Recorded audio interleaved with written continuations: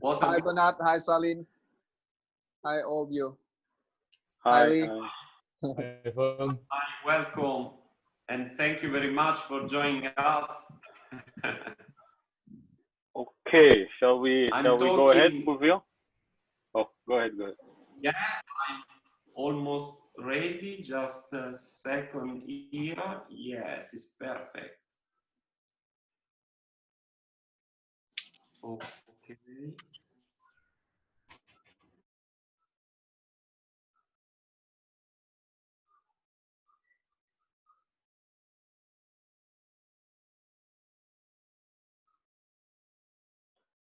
Can you hear me, Fulvio?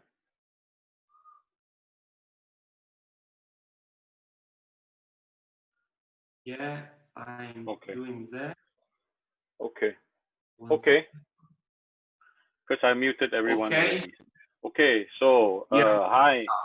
Good afternoon to all. Thank you very much for the time. Thank you for sharing, sparing your time to join us in this session. We are very happy to have Fulvio this afternoon. As many of you know, he has been working with Leica for a few years, and he's one of the M10 global ambassador with Leica. A few years back, we had the chance to have to host Fulvio in the region. Thank you to Lee and his office, and I think this is a little reunion that we are all having today. Fulvio, we have friends from Indonesia, Singapore, Malaysia, and the Philippines. So basically, and Phong from Vietnam also. So glad to have everyone here. I think this is quite a big group, so best that we mute so that Fulvio's presentation can go smoothly. But any questions, please share in the chat group. We will spend a little bit of time also during the Q&A at the end of the session, and we will also address the chat, the questions in the chat. The session is also being recorded, so anyone who missed, we are more than happy to share, but it may take a while because the file is quite big. So thank you again, Fulvio. Thank you for your time, and you can start anytime you are ready. Thank you all. Thank you. Okay, thank you very much. First of all, I want to say thank you, Mr. Barnard, and thank you, Leica Asia, thank you, Jacqueline, and of course, Mr. Lee, my friend Mr. Lee, and thank you, Charlene, and of course, a big hug also to my friend Mr. Phong, and to everybody, since, you know, for me, it's a real pleasure to be here, since I spent 1 month, more or less, 1 month and a half, doing this Leica Asia tour, as Mr. Barnett already mentioned, at the end of 2017, and was a great pleasure for me try to not teach, but talk about photography, sharing ideas and pictures, and actually was a great pleasure for me, since I learned a lot from this experience. As I already told, I always tell to my students that always is an exchange. I'm not just a teacher, I'm always a student. And so for me is something wonderful. Try to catch something, to get something from everybody, you know. So it's a pleasure today try to present some picture of mine, something also new, because I know that many of you already saw and already seen so many pictures of mine, but you know, my archive and my hard drive are full of picture and project, and in these strange and weird days, I had the opportunity to prepare something new, and so I'll show you something from my project, starting from my path career. I mean, I'm Fulvio Bugani, photographer, but how is possible to reach the status of Leica International Ambassador?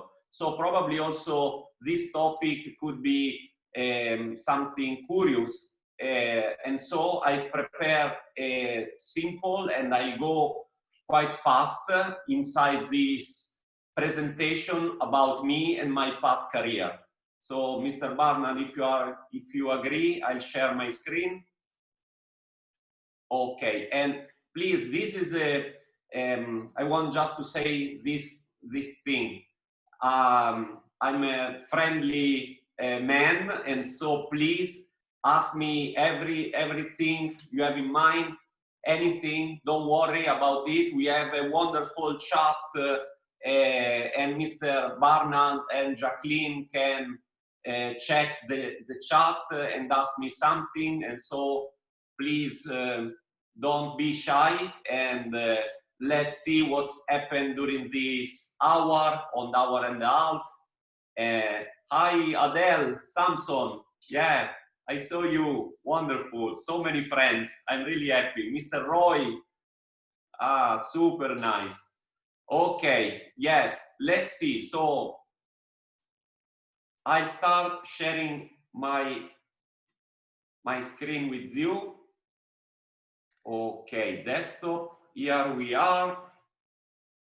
And then I change this position of the, okay, in that way, so I can see Mr. Barnard too, and Jacqueline too, and Mr. Lee. Okay, perfect. So first of all, no, this is the last picture, but okay, we will talk about this opportunity in a few minutes. Okay, since I'll with Daniela, my manager in my photo studio, Photo Image, we organized a photo workshop, but we will talk about it later. So this is Fulvio with the Leica Q. This was my first collaboration with Leica, but I want to start from my first path career. So I started with Amnesty International, working at the end of 90s. You know, work as a photographer, working for NGO is something that when I was young was a kind of dream, because my idea of photography was often related to something social issue and social behavior. And so working for them, especially in Africa, I lived in Kenya and Tanzania for some months in different years, and I worked a lot inside the slum of Nairobi. Something unbelievable, to be honest, really strong. And after this experience, I worked with Doctor Without Borders, you know, MSF, and if was possible, was stronger than Amnesty International, working in Congo and Uganda, doing a lot of, covering a lot of terrible crises and shooting pictures that I couldn't imagine this kind of situation, but for me as a man was something really strong, and it changed probably forever my behavior. I changed a lot, and I decided to shoot some more artistic project. I mean, I had the feeling that I needed something new, something different. And of course, in that way, I could mix social issue and artistic project. So my photography and my mind can wave inside the wonderful part of the world, and also inside the sad part of the world, or the hard part of the life. And so in 2011, I published on National Geographic a wonderful project that I shot in your wonderful country. Since I've been 3 times in Indonesia, and yeah, it was always something really good. I mean, 3 times because the first one was for covering this project about the village called La Malera in the island of Lembata, and I published this amazing story, really powerful, on National Geographic Italy. And then I came again in Indonesia in 2014, covering the Varia project. We will talk about it in a few minutes. And with that project, with this project about Varia, I won, as you already know, I won the WordPress Photo in 2015. And then in 2017, I came again and I met Mr. Barnard and Jacqueline and Mr. Lee. So 3 wonderful times. Okay, this is the project about La Malera. And then we are jumping into the WordPress Photo. I'm among this bunch of wonderful people, wonderful photographer. Probably you can recognize me because I'm totally bald. Okay, and I won the WordPress Photo in contemporary issue, 3rd prize, in the same category of the great Mats Nissen, a wonderful photographer and photojournalist. He is from Denmark, and he won the WordPress Photo of the Year. That year there were also Mr. Cecchini, another wonderful photojournalist. Okay, and then, sorry, okay. Here we are with the picture of the Varia in Yogyakarta on the page, and this is the original picture. I've prepared a little gift for you. If we have time, I can show with you the original sequence of the Varia picture, talking a little bit about, just a second or a minute, about the importance of being invisible, and try to take some picture with no eyes inside the camera. You know, in this picture, I'm so close to the people, just 2 meters from me and the director of the boarding school for Muslim transgender people, Shintaratri, sitting in the center of the picture. And anybody are 12 people, 12 persons in the picture, and anybody is looking inside my camera. Yeah, this is always about WordPress Photo. This is Fulvio on the stage. And I'm happy to tell you that I had the opportunity to present this project and this picture, but the whole project too, in the main square of my town, Bologna, of my city in Italy. And you can see how many people are on the square.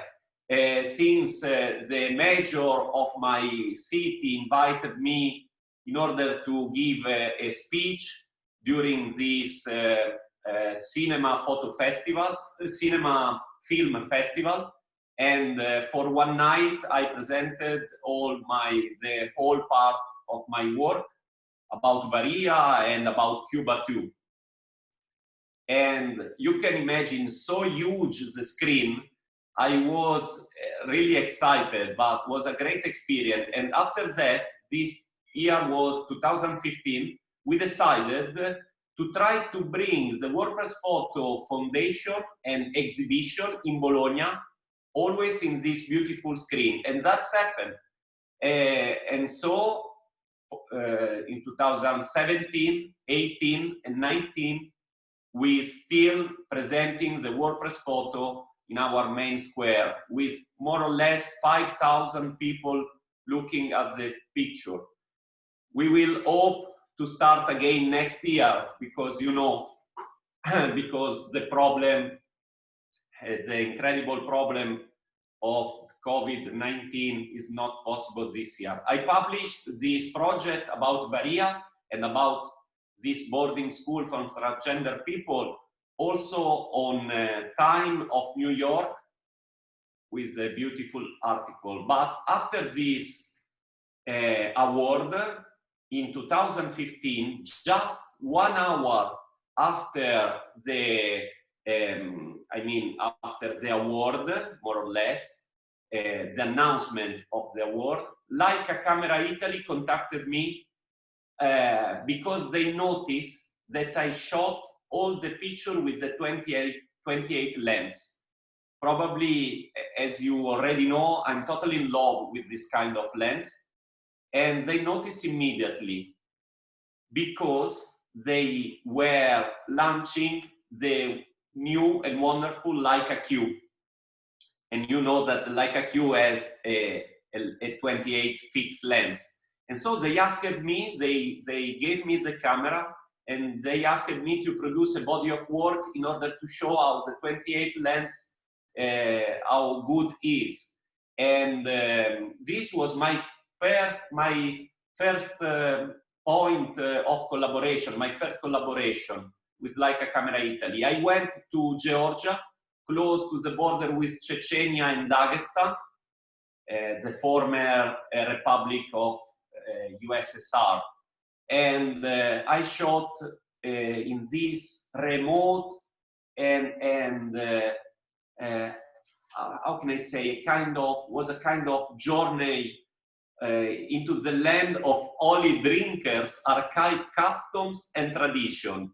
Yeah, the title is quite right. It was something amazing. So small, just more or less 50 people living in this area on the mountain of Caucasus during the summer period, summer season. Because in the winter there are just 3-4 people, and this is the original one.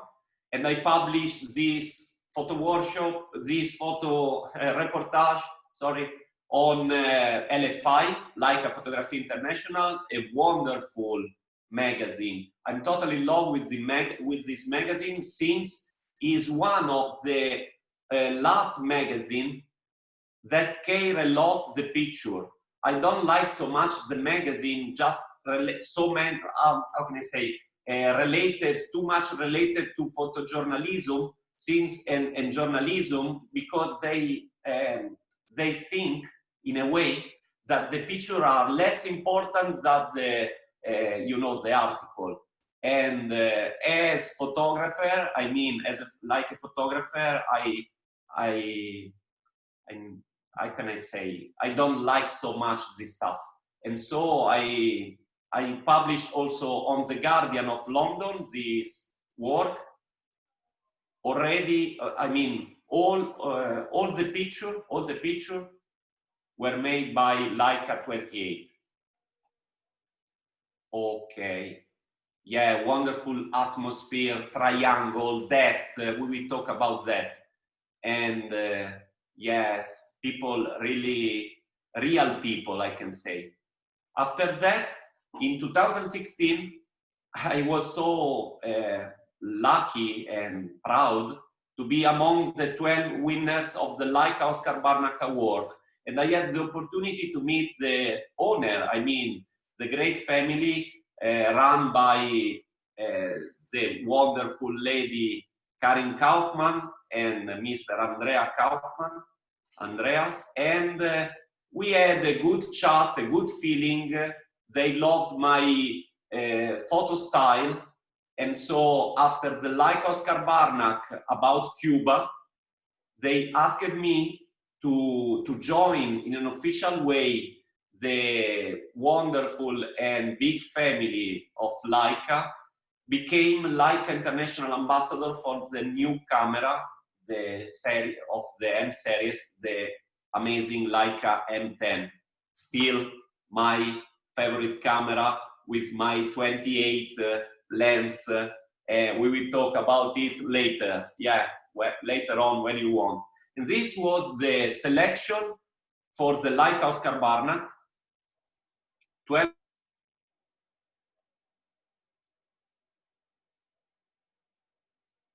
I could present and show my work about CUBA. CUBA is a long-term project that I started, and I've been photographing CUBA since 2009. So you can imagine, my first time was in 2003, and in 2009 I decided to try to create a body of work in order to give the idea that I was feeling about the people, about the island. Let's talk about it in a minute. Like Oscar Barnack, and then some picture again, okay. And here we are with the launch of the M10. Again, M10. You can still find a lot of pictures of mine on the Leica website. And they gave me an assignment, probably the most important assignment in my career until now, I can say, sending me in Cuba again for a month. But at the end, I had the possibility, the opportunity to spend there just 15 days, because in the middle of this month, there was the award of Leica Oscar Barnack, and I didn't want to miss it. And also Karin Kaufman said, okay, you have to join us, and so your assignment will be shorter. But I shot some wonderful picture, and I'm really proud and happy to say you that this picture, and Mr. Fong knows this picture very well since he's left in the room in Leica Wetzlar when this picture is hanging on the wall. so I have some rooms with the picture of mine in the new Leica museum and hotel in Leica Wetzlar, where the headquarters of Leica is. Okay, and then here we are.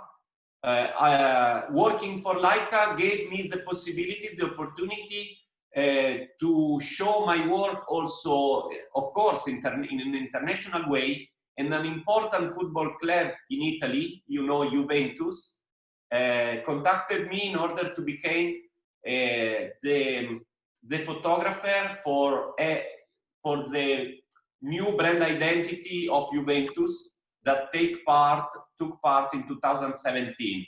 And so I continued shooting in Cuba, and they prepared a wonderful exhibition with my picture in an evening, in a special evening. Of course, they asked me to shot in black and white, because Juventus has black and white t-shirt, you know. And here we are. This is a great picture for me inside the school of ballet, a poor school of ballet in Cuba, in Havana. And I won several other awards, you know. And this is about POI, Picture of the Year, with another project about Cuba. I mean, this is Tiago, and is a project about farmer in Cuba, called Guairo. And then the wonderful Leica Asia tour in Singapore, in Philippines, and then Malaysia, wonderful Vietnam, amazing Jakarta, Indonesia. And my recent period, my recent time is working as photojournalist and photographer, working on unschooling, Goliardia, different topics, and doing a lot of academy for Leica. Here we are, 3 bold photographers with Jacob Sobol, Matt Stewart, and Fulvio Bugani. We work together for a wonderful academy in Milan. And so I'm really used to work, to teach photography in photo workshop, especially related to street photography in La Paz, London, and finally Bologna, my city with a lot of arcs, you know, the spirits of Italy is always really nice to me. Something hidden. I love this kind of picture with power colors. The colors give me a lot of energy, and a subject just a little bit hidden behind the column, and then Rome, again London. You know, always photography, lines. Photography is about lines, colors, and especially is totally fundamental, the light. I'm a big fan of the light, and I'm sure that without light we cannot produce a good body of work or a great picture. Okay, again, I'm inside the book of Leica headquarters with great photographer like the master and the monster, Joel Majerowitz, or Ara Guler, or of course Gianni Berengo Gardin, Thomas Oepker, and my name too. So this is inside the Leica headquarters. And we prepared also an inspiration Leica Academy book with the Leica headquarters, where you can find some picture of mine and the specific of my photo workshop at Leica Academy.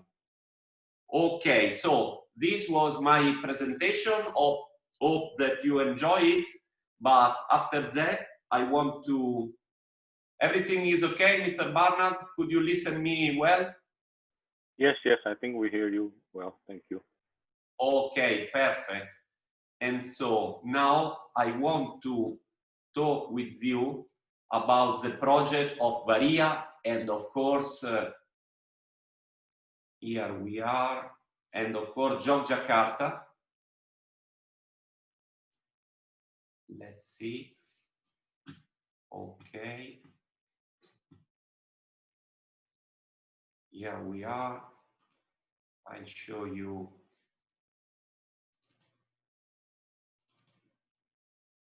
Okay, just a second.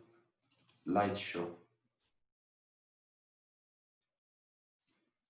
Oh, Varia. Yes, I found it.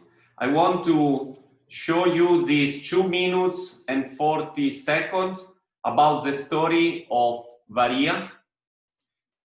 And I found this story really, really interesting. It was an important topic since probably this boarding school is the first and only one in the world, as you know, is a boarding school for Muslim transgender people.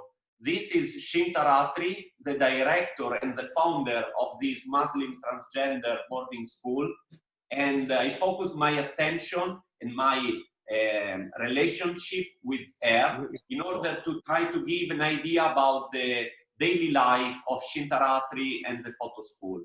And so after this presentation, we can talk a little bit about the project. I found her on Facebook and we chatted a little bit, and then they were really friendly with me, hosted me in their place, and I spent more or less 3 weeks with them. And this is the story of the daily life made of, how can I say, a lot of meetings and a lot of talk. And she is really, really proud to be a woman and to be a Muslim. So something quite strong, really. Okay, let's see the picture.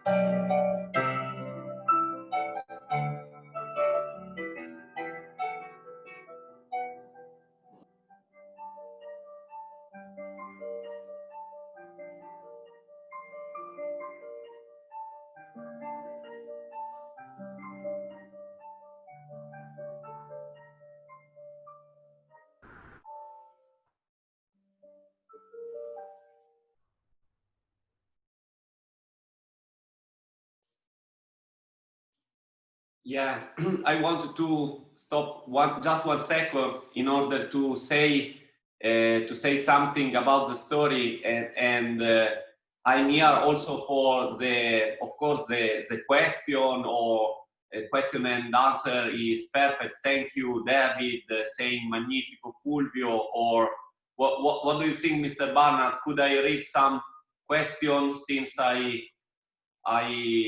notice I can go inside quickly. Hi, Mr. Sunil. Probably also Mr. Sunil is with us, and so I say hello to the boss. I can't see you, but I notice your message, Mr. Sunil. It's a great pleasure. And so, why 28mm as opposed to 35? Ask me, David Theo. Thank you, David, for the question. It's an important question to me since, you know, I love complexity and I think that life is so complex to me. And I think that 28 suits me very well. I'm totally at my ease with this kind of lens, putting a lot of picture, a lot of people, a lot of layers, a lot of things inside this wide angle.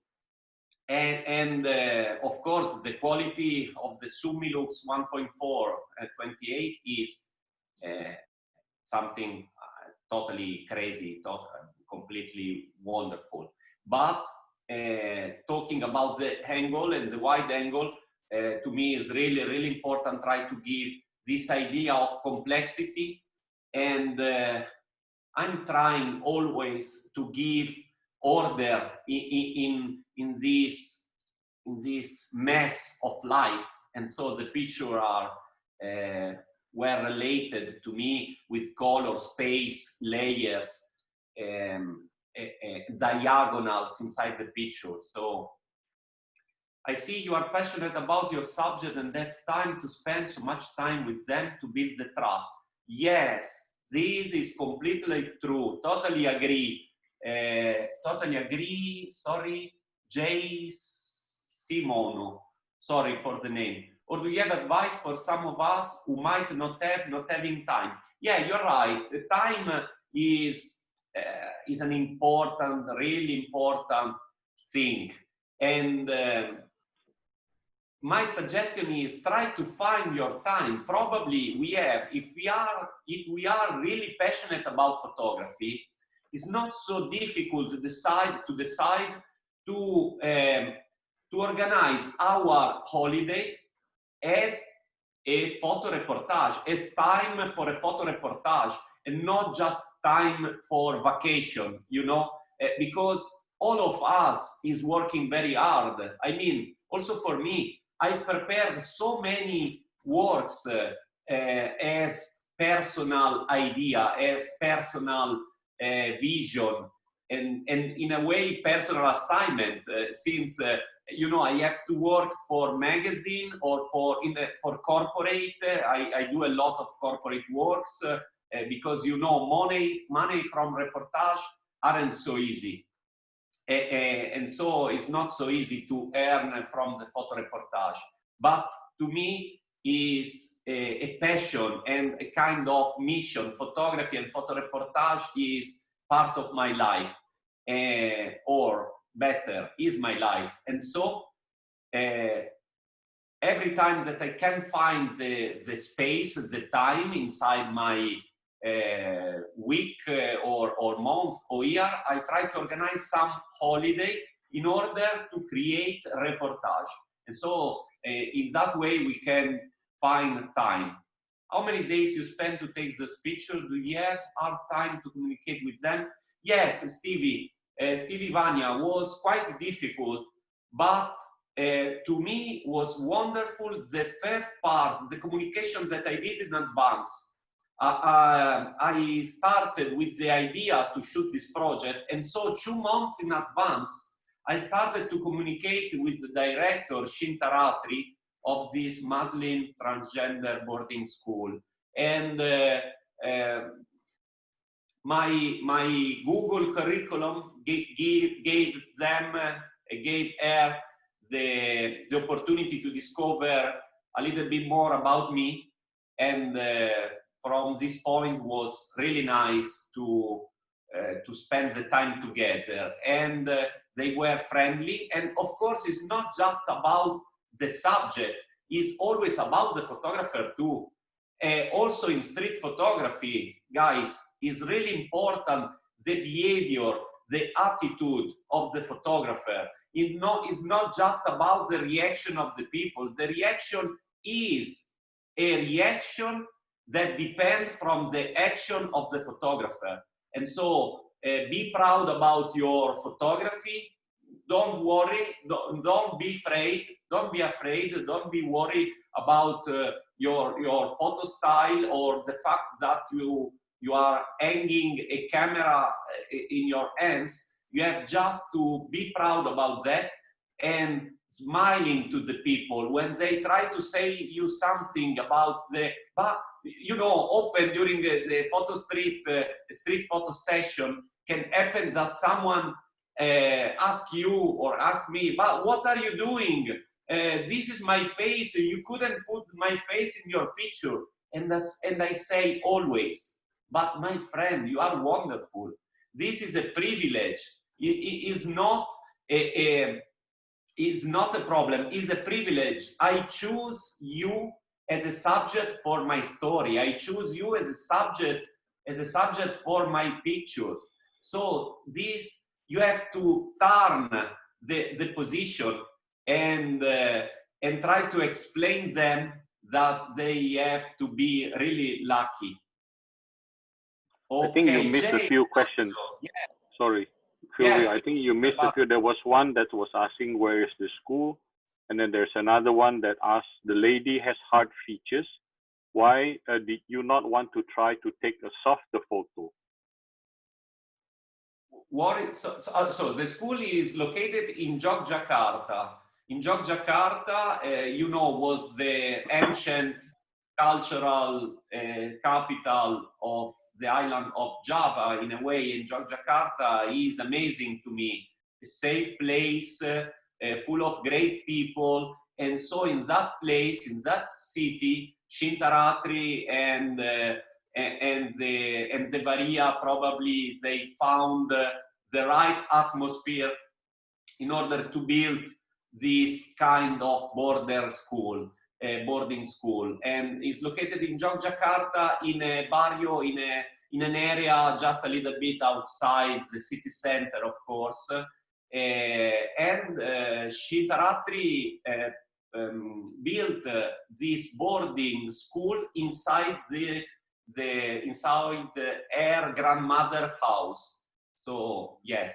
And sorry, Mr. Barnan, what about the second question that you asked? The lady has hard features. Did you not want to try to take a soft photo of her?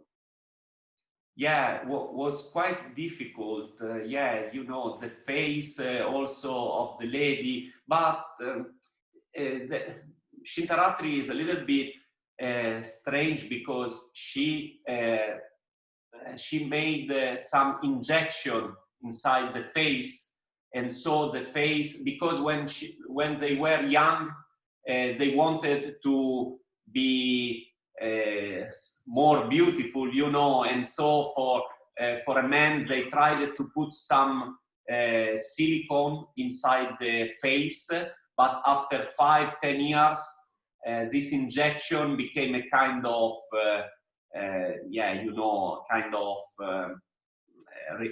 strong material, hard material, and so was something really strong. Okay, yes. Fulvio, can you show us the project that you love most and why do you love that project? Yes, of course. My project, question from Vietnam.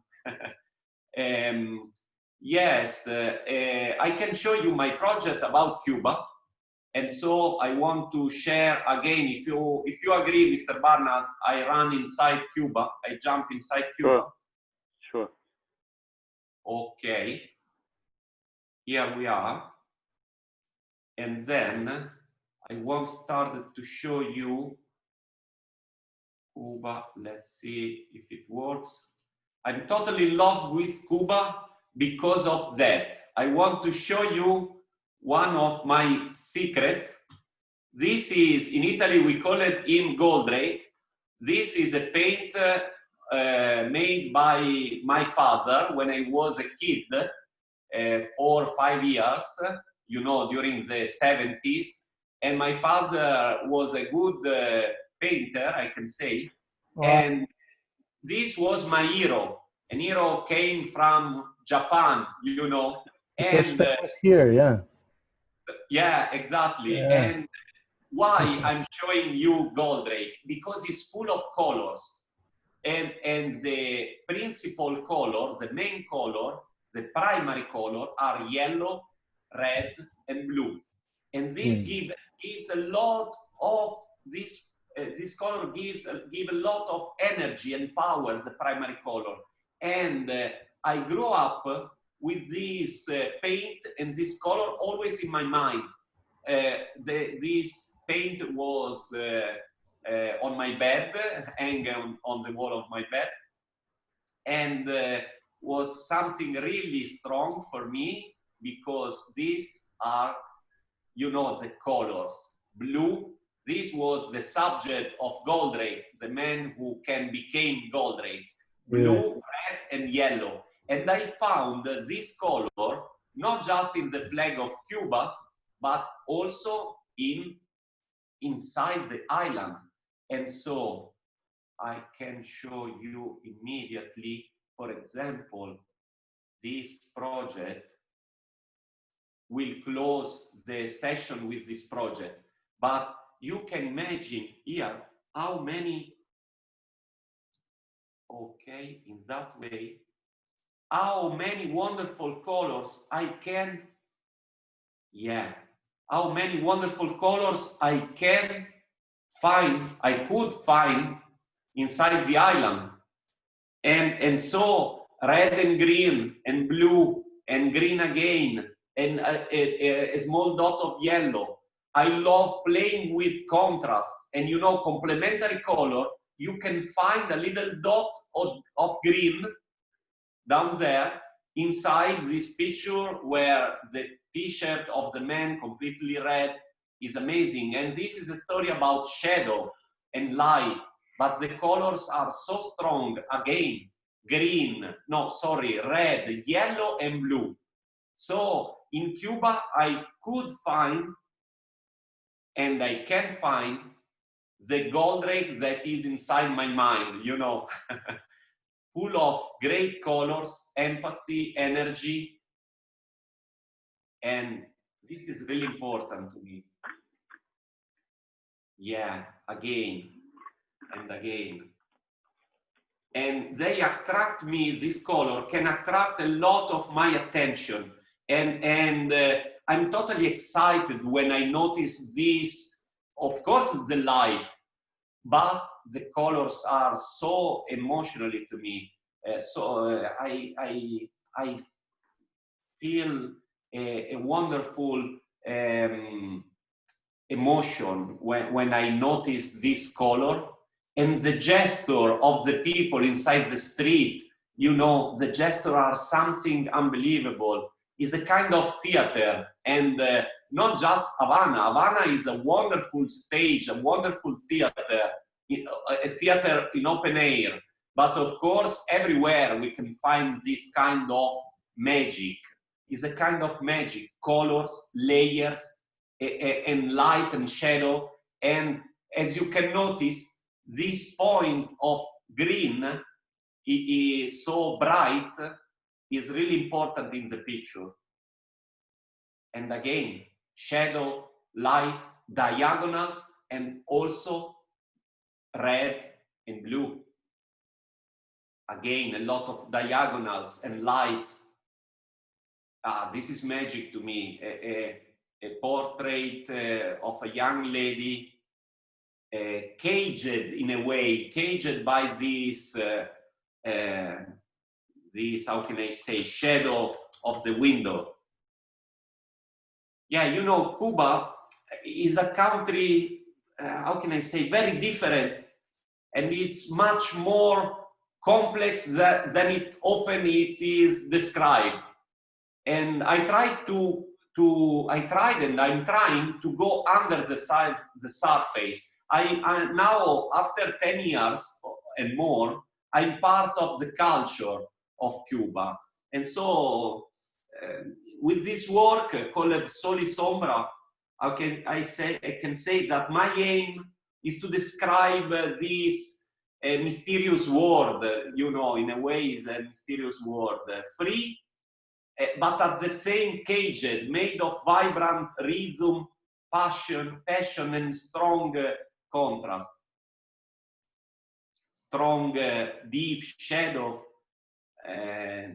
To me, in this work, I use this shadow as imaginary presence to show the elusive side of the island. You know, here the shadows are bigger than the people, and is something really interesting in order to give the right idea about the project. You know, also in this picture, the shadows are close to the people, near the people, and they are eating them in a way, you know. Again, the white balancing something unbelievable to me. My eyes, you know, photography is not about reality. It's about a personal vision, because, you know, in this picture, I couldn't see the green down there, and either I couldn't see the yellow or the orange on the wall, because my eyes, you know, our eyes is not a perfect technical gear, is totally related to our mind, our brain, and we try to, in a way, correct something weird, as, for example, the white balance and the temperature of the light, and of course the color. Yeah, so this was my project about Soli Sombra. Of course, my project about the campesinos, guairo, are called in, but I can show you by my Lightroom. Yeah, much better. Everybody is okay? Are you okay, guys? Everything good? Yes, yes, thank you. Okay, thank you, Mr. Barnard. So this is about campesinos. Campesinos are farmers. Farmers in the center of the island. I mean, I'm close to Santa Clara, in the earth, close to the earth of the island. But I'm in the middle of nothing. There is this small, it's not a village, it's a bunch of houses, and they are farmer, and they are just 2-3 families working all together with the animals, of course with the vegetables, and is really hard, really tough, the life down there. And I love saying that they are a kind of superhero, and the young boy working every day, starting at 4:30 in the morning, and then at 8 o'clock they have to go to school, riding horse, and during the day they have to work a lot with the animals, but they love it. They love it. You know, the life. This is the man Santiago, the boss of the bunch of houses. And I spent days and days with them, eating with them and sleeping with them in a real poor but wonderful wooden house. Horses, and again, portrait. I love the atmosphere and this tough life. I'm trying to tell the story of these people playing a lot with blue hour colors. You know, again, in this interior picture, we can notice a green light that my eyes couldn't notice. since my eyes notice just a white and cold light, but the sensor is totally different from our eyes. And so we have always to keep in mind that the sensor is another thing. It's not just a portion of our mind. Is another here. And so we have to know how the sensor can work. And you know, again, this yellow-orange light is something amazing. And inside you can notice some green light. When I saw this picture, of course, the blue sky is really important, it's fundamental in this picture. But when I noticed this, I had to imagine the final picture. Since my eyes couldn't see this stuff, I don't like to play with Photoshop or Lightroom. I want to play with the technical issue of my Leica, and this is the most important thing. For this reason, I'm totally in love with the Leica M10 and generally speaking with the M series, because they are so poor. I mean, poor to me means just three fundamental elements: ISO, aperture, and shutter speed. That's all. Manual focus, one lens, and I'm totally in love with this kind of feeling with the camera, and the feeling that this kind of camera and this kind of photography can create to me in order to have a wonderful feeling with the nature, with the people, with the situation that with the photography that I'm doing. You know, again, no overlapping of the people, really important. The people in the main light, and again, playing, you know, eating something really natural, I'm saying. And again, and with the horse is amazing. The young lady are so proud about their horses. And this young lady is a wonderful, wonderful, how can I say, she loves riding horse, and she is a good sport woman. Yeah, this is a kind of training. Some details, the relation with the grandma, you know, always light, colors, composition. Of course, we have to go inside the story. We have to find the story that matter, or the story that we love, and try to tell this story. I'm totally at my ease in this situation, and is related, is a human being. They are wonderful human being, and I love to spend my time with other human beings. And my grandmother was a kind of farmer. She lived in the mountain of Italy, of my region, and she grew up with a lot of animals, and you know, her family was quite poor at that time. I'm talking about the 30s and 40s. And so she passed me a lot of passion about nature and land, the poor life. They are humble, really humble and wonderful people. This is our dining room, and this is a wonderful dinner made of vegetables and nothing more. Amazing. Amazing, the atmosphere. The houses are really small and poor, but the atmosphere and the feeling so nice. You know, I spent a lot of time. This is a project that I've been photographing since 3 years, and I'm still working on it. In these days, I'm preparing something for LFI. I would like to have a wonderful publication on our Leica magazine, And so next year we will join and we will share the magazine together, maybe in another Indonesian and Asia tour of the international ambassador.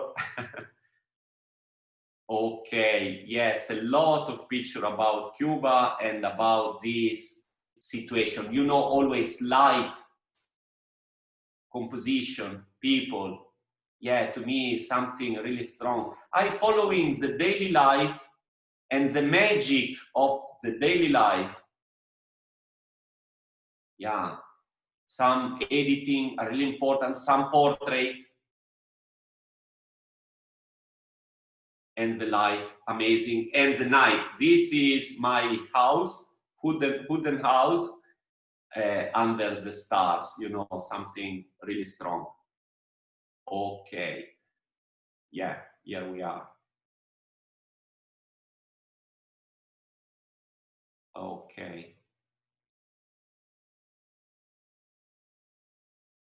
Yeah, working very hard.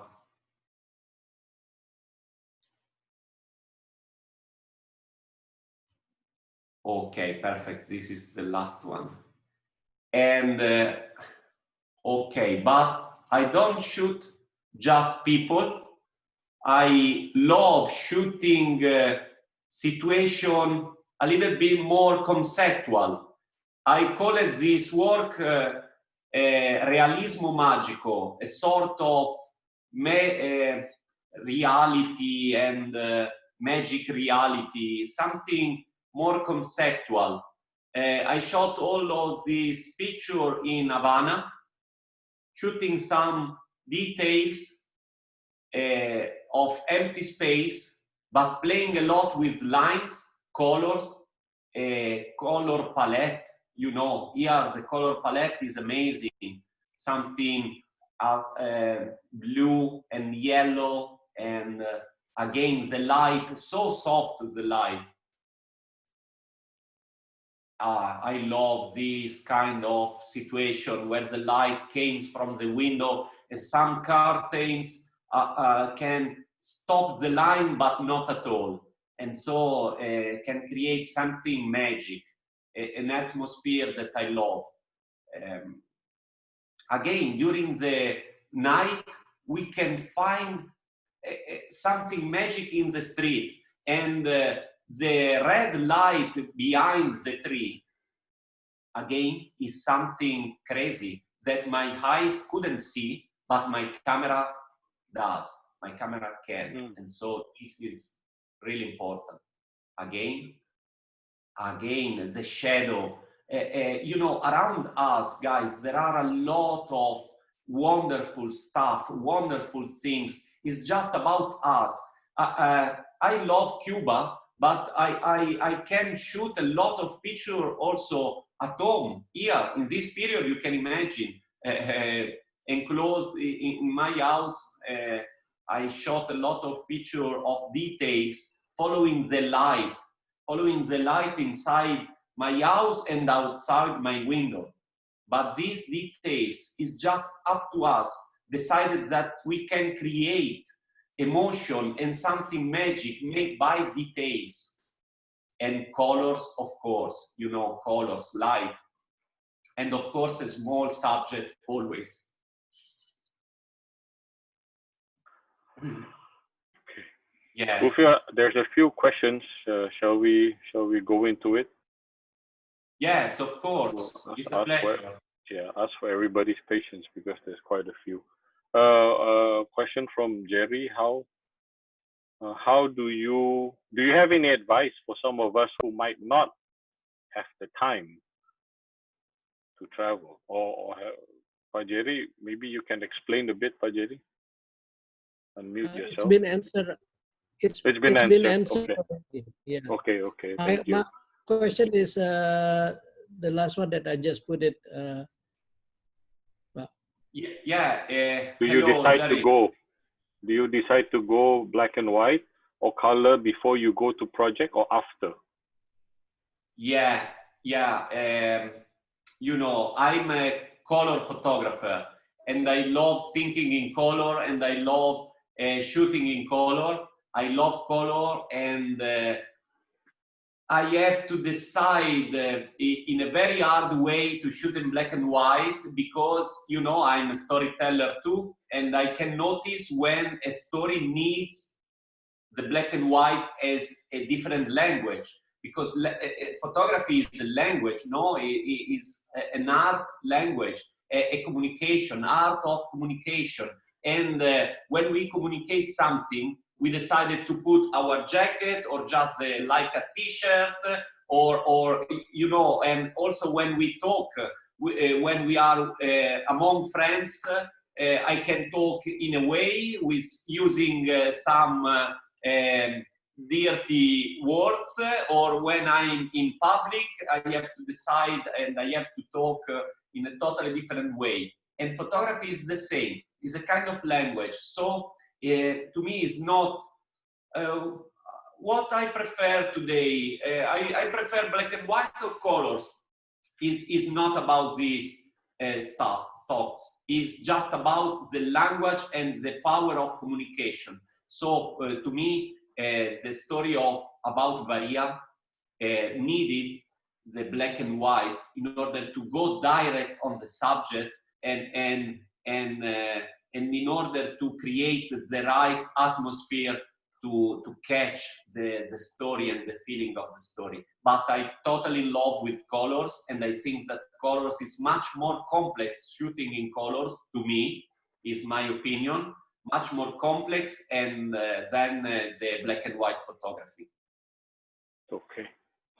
Another question, yeah. How do you plan your shoots?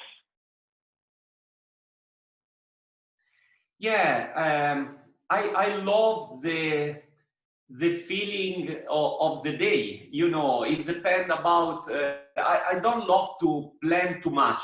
I don't love planning too much my photo reportage. In order to do that, I have to spend a lot of time for sure. And I can suggest to try to know a place and then come again in that place. But that place could probably is just around your house, or maybe just a country that you like for the first time. But if we think that it's enough one tour in a country or in a city in order to produce a good body of work, we are doing a mistake, you know. We have to go twice, 3 times, 4 times in the same place in order to become part of that city, of that areas, or that community. And so after that, we can go inside. And of course, I love the magic that every day can give me something new, you know, and I try to shoot this wonderful new emotion. Of course, for the project of Varia or the village of Caucaso, I've planned some months before, but I'm not a real photojournalist. I'm a photographer. That means that I love the empathy with the people, with the place, and this empathy means surprise, and be comfortable everywhere, always with your eyes really well open, but be comfortable and go inside. Please don't stop on the surface of the city, of the country, of the community. Also, is a kind of relation, the same, I can say, between a woman and a lady, or with a relation about friends. You know, if you meet a friend just one time, you have just to say, hello, how are you? I'm glad to be here, see you next time, and nothing more. But if we'll start to become friends with these people, we can touch the body of the people, I mean, shaking hands and playing with him, and the relation could be more fluent and spontaneous. Okay, thank you. With 28mm, how do you deal with lens distortion? Sorry, how? With 28mm, how do you deal with lens distortion? I haven't lens distortion in my 28 Leica lens because, you know, the M series is wonderful because I haven't the mirror inside the camera. The M series is without mirror, and so the 28, the lens, can go inside the camera and is so perfect. The lines are amazing. Of course, I have to be careful when I shot a little bit up or down, because of course the perspective can change the lines, but no worry at all with this wonderful lens. This is one of the main reasons since I totally in love with Leica M series. Yeah, and also Leica Q. Now I have the Leica Q2. Is a great camera, really fast, and always with the 28. So this is, yeah, to me is perfect. Oh, do you do any post-processing or SOOC? Yes, of course, of course. Post-production is part of the game, you know. And through the post-production, I can express myself better than just the picture. You know, when I shot in a raw file, is a kind of negative, nobody was used to present a negative film to the friends. We were used to develop it and to print it, and so we have to do the same with our raw file. I don't want to change or modify too much the pictures that I shot, since I'm quite a purist photographer, and so, as already mentioned to you, I want to play a lot with the technical issue inside my camera. But after that, playing with light, shutter speed, aperture, in order to create my own vision, my own picture. And after that, of course, I have to finish my picture, not just to modify, but finish, enhance some colors or give bright in some other position. Of course, I work a lot on post-production, but just in order to finish my picture. Okay, thank you. Does Leica assist you in getting access to your subjects when they send you for an assignment like your assignment in Cuba? No, never. They trust me. They help me in order to give me, they gave me the gears, the camera, and the assignment is made by trust.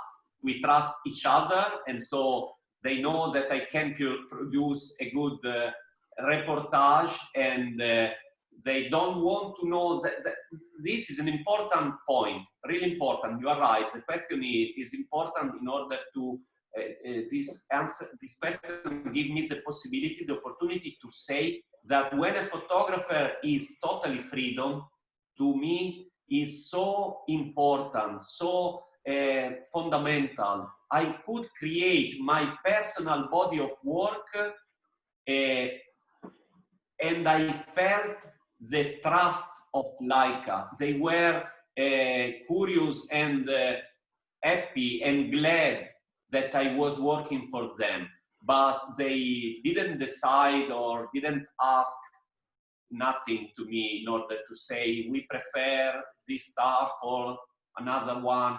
So I love this kind of freedom, and for this reason I'm a photo reporter and I love to be independent. I'm an independent photographer. I had the opportunity to join some association or some agency. I'm part of some association, of course, but not agency. And I love working for Leica. since I can create my personal vision and my personal project without specific assignment. Okay. Okay. Maybe a few more questions, and then we go back to the short course that you want to offer today. So the next question we have, hi Fulvio, amazing images. May I ask, how do we start a personal project or body of work? Yeah, you're right. This is always a mysterious way, but I'm a curious person, and that's all. Following your curiosity and start to shoot what is curious to you. If you love traveling, do that and try to plan a photo reportage during your travel. Or if you are in love with your wife or with your husband, why not? You can plan to become more curious about the thoughts of your partner and try to tell a conceptual story about this stuff. Be curious is fundamental. I'm so curious that often I can start shooting in a club, in a bar, in a place where there is some people. Often I can stop some people in the street just because the behavior or is curious to me, is full of interest, and I can ask her or him if it's possible to join him or her for 2 days because I'm a photographer, I would like to discover more and blah, blah, blah. Of course, I love chatting a lot, and so the relation can create curiosity and everybody of us, every human being has a lot of stories behind him and around him. And so I'm willing to discover more about everyone. And to me, the time is always running, you know, because I would like to spend a lot of time with everybody, with every different community, which in each countries, and try to be part of this place. I love photography. Is a wonderful excuse to me in order to go inside the life of the others. This is the main point to me. I can go inside the life of the others. It is something really powerful to me. And probably I lived and I'm living many different parts of life, becoming part of the life of my different subjects. And probably my life is not so complete, but you know, I'm 46 years old and I have a child and I'm not married, so it's something weird. Probably I spend too many time with the life of the others, but probably this is my life, yeah, you know, and I enjoy it a lot. Okay, thank you.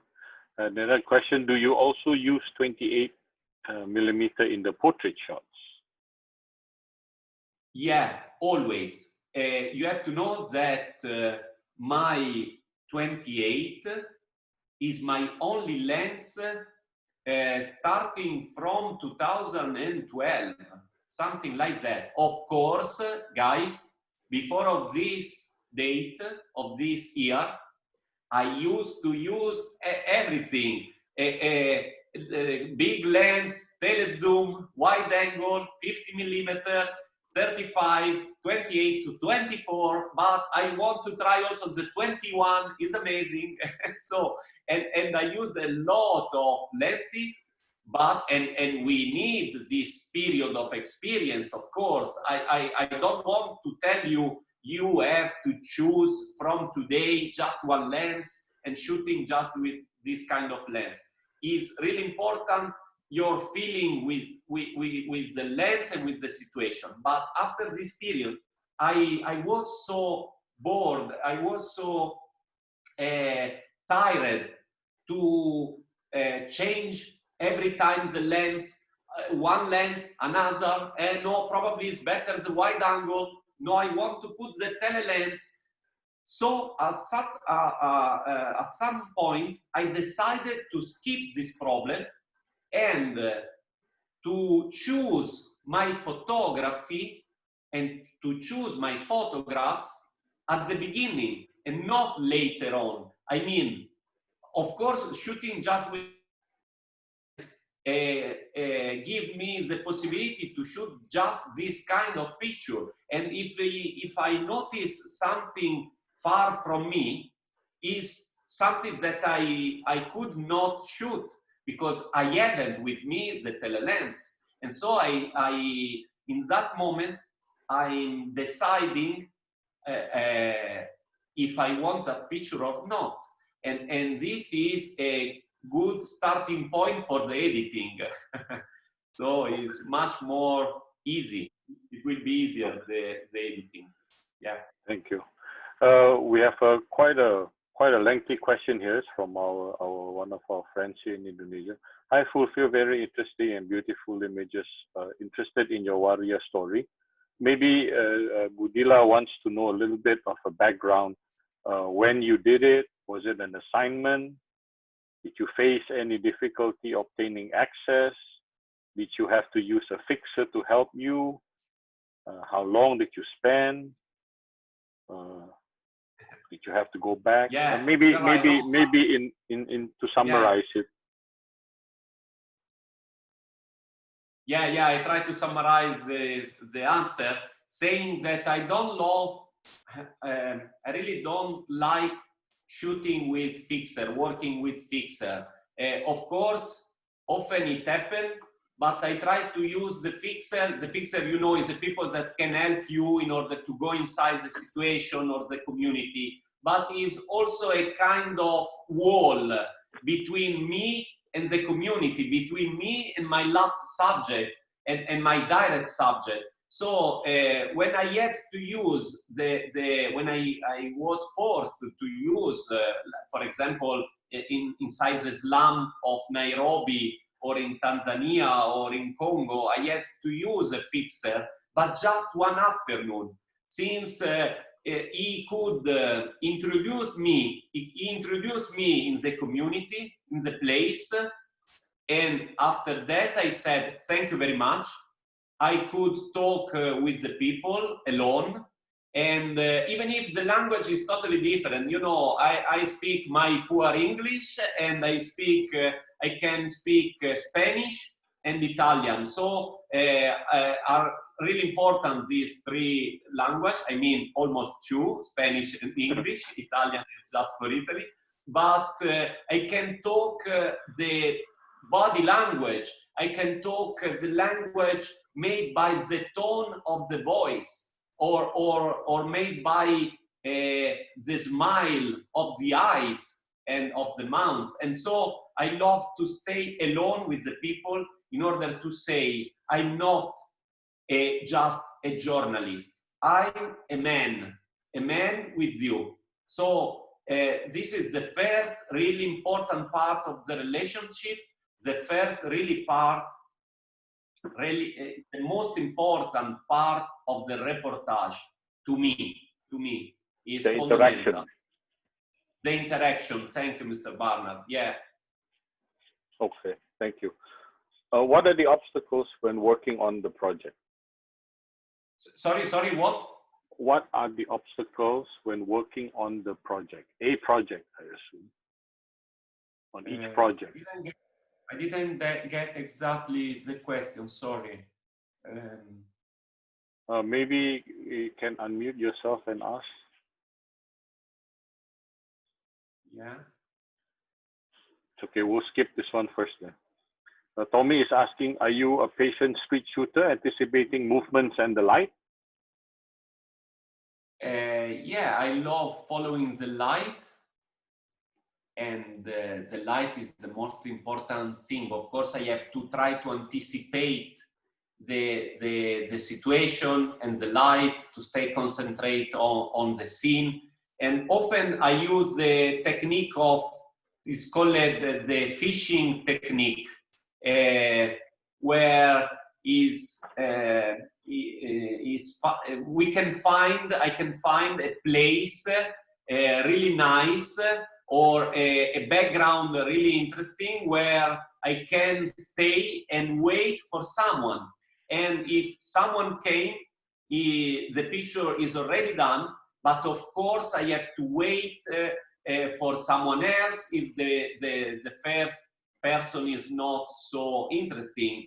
And this is called fishing technique, since like a fisherman choose the best part of the river and stay there waiting for the big fish. The same thing can happen to the photographer. And in this situation, in this way, I can create a good composition starting from the background, because so many times we saw and we see pictures that aren't strong because the background is quite easy to find an interesting subject, someone doing something or dancing or yeah, you know, everything, and the main subject can attract our attention just in a while. And so everybody say, okay, wonderful picture, that man and that lady is doing something, click. Yes, why not? But to me, it's not enough. I always say, I used to say and to tell that our picture is all the frame and not just the main subject. We are painter, you know, and the painters are worried about the whole frame and not just the main part. And we have to keep in mind, to me, that our picture is the whole frame and not just the subject, you know. So the fishing technique could be a good tip, in my opinion, a good suggestion in order to start from the background and not always from the subject, you know. Okay, okay, thank you.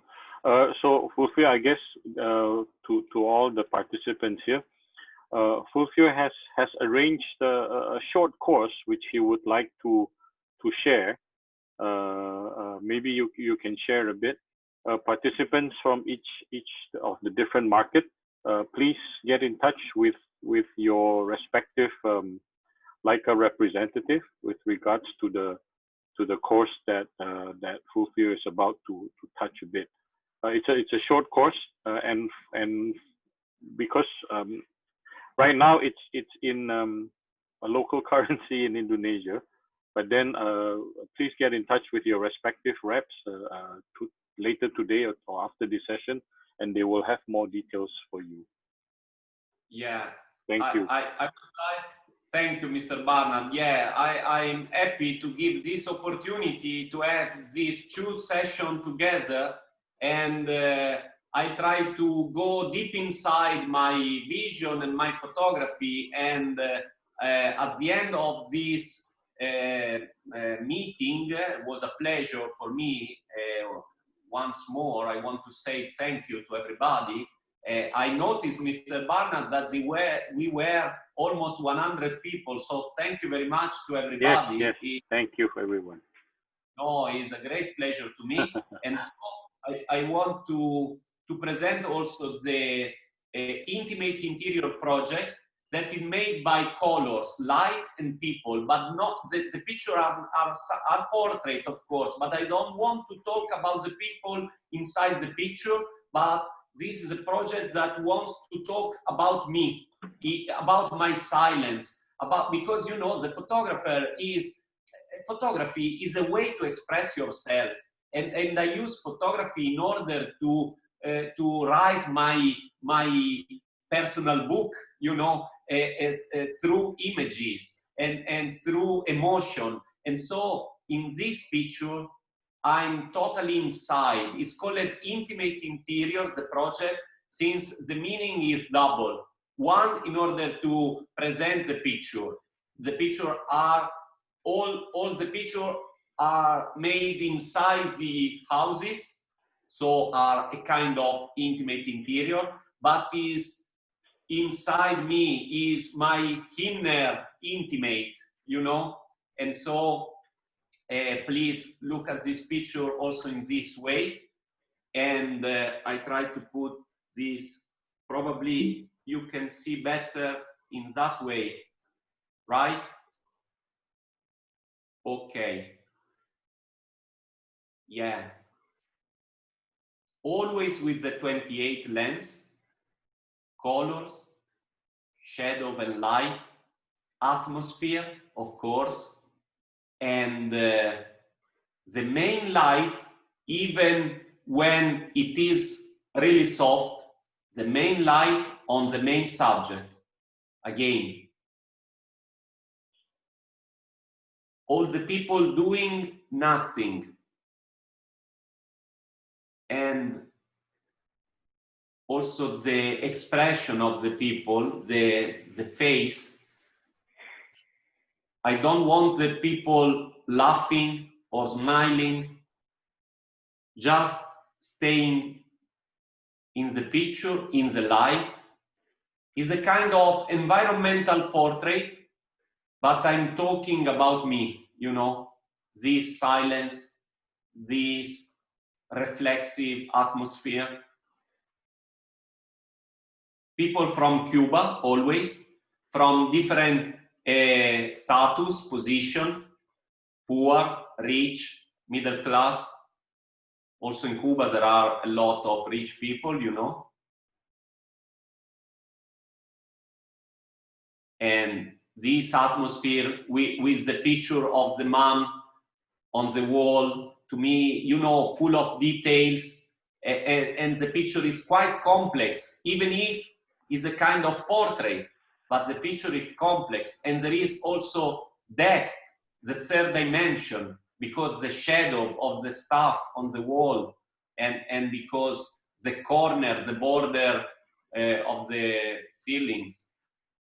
Again, light, colors, and atmosphere. Blue eyes, blue bed and net, and wardrobe. Wonderful. When something can happen, you know, the great pictures are made by details, and the wind came in the right moment.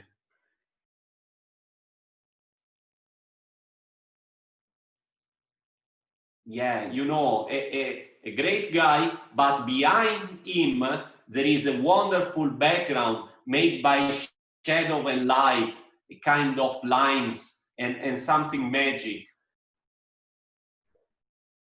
I love try to force the composition in order to give something fresh to the viewer.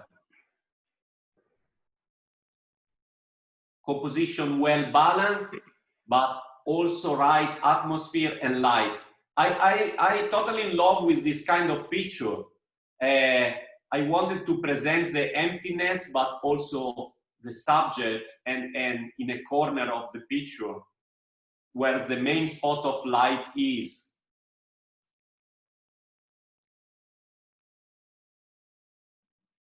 Yeah. And you know, often it's enough some great contrast.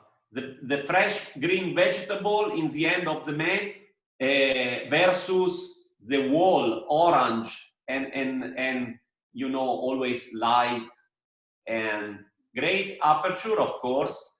And in this case, you know, I'm inside, and so the light is always so soft. There is just a few. Again, the bell is orange and the wall is green. Again, this atmosphere. And the last one made by a portrait, a different portrait made by a paint. Okay, that's all. Yeah, I wanted to show also this intimate interior. Here we are. Yeah, so thank you very much. You want to talk about of the course, Fulvio, maybe? Yeah, about of the course. We are talking about the course, and then we go back to the. Sorry, then a few more questions we have to go back to after you. Yeah, my pleasure. Thank you. About the photo course, we thought that probably in order to give a good idea and some good tips and suggestions, we thought that 2 meetings are enough in order to try to go inside and give a good idea about my photography. The photo course is made by the first meeting, 2 hours meeting, where I'll go deep inside my work, talking about the grammar of photography. Grammar, it means to me the rules in a way, the guidelines that we have to know in order to, of course, respect them, but also in order to be free to break them. Breaking the rule is something that we can do when we know very well that rules. And so we will talk about guidelines, means composition, I mean lines, diagonals, how to give depth to the picture. Because, you know, photography is has just 2 dimensions, and the 3rd dimension is not inside, is not real in our wonderful language, photography. We have to create this depth. I'm not talking just about depth of field, you know, it's about depth, 3rd dimension, and made by diagonals, made by light and shadow. I want to go really deep inside the picture. When I look at a book, a photo book, I'm able to stay 2 hours on one picture, or 2 or 3, because I love the feeling with the situation. I love stay totally inside, try to think. I love trying to think where the photographer was when shoot that picture, and why, and I love the feeling with the situation, living different experience, looking at the picture is something really strong to me.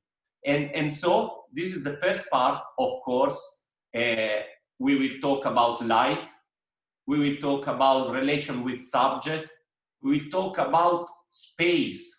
Since space, you know, the harmony, the balance that we have to give to our picture is really important in order to create a wonderful aesthetic.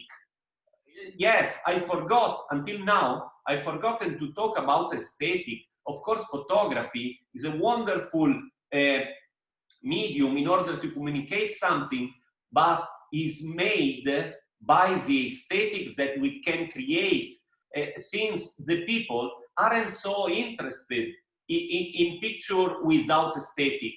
We love the beauty of the world.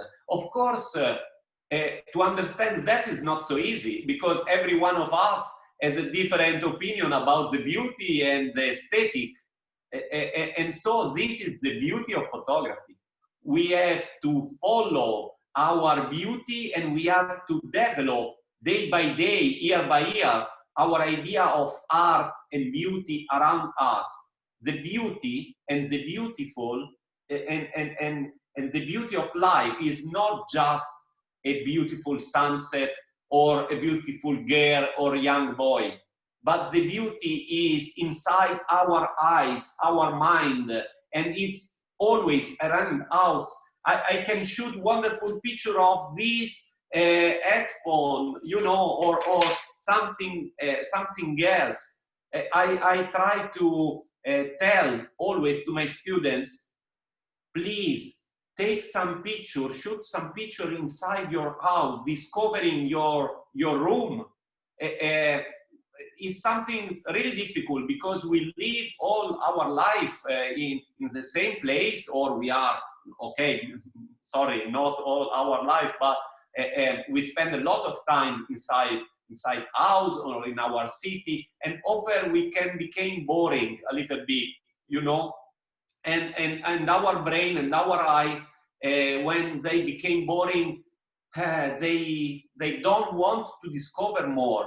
We have to force our soul and our eyes to stay foolish, no, and to stay curious, and the magic is around us. And so this is the first part: composition, light, space, the right distance from the subject in order to create a picture that is not too, how can I say, too close to the main subject, too narrow. I don't like the picture just of the face of the people. They are so poor to me. I want to give more inside my picture. And after this first part, that I run the first part showing a lot of picture of mine, but not just picture of mine. And I've always 4 or 5 picture of great master photographers that we can analyze together.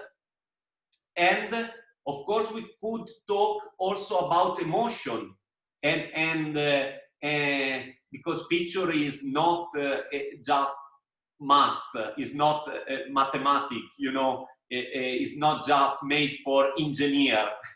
A picture is made for everybody, and so we have to pass emotion to tell something through photography.